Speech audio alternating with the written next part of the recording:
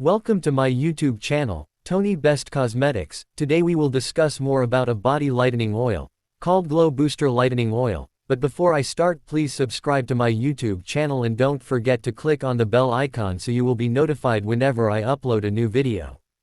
Glow Booster Lightening Oil is enriched with alpha-arbutin and kojic acid. It has SPF 30. The oil is for all skin types. It visibly reduce dark spots, repair damaged skin, illuminate complexion. It doesn't contain hydroquinone.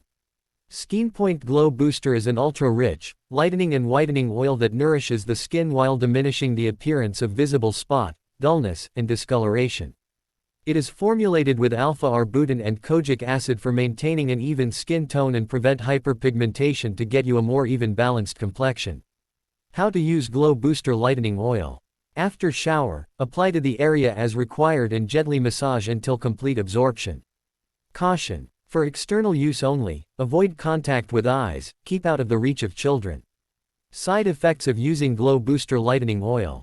It doesn't have but note that is for external use, and avoid contact with eyes.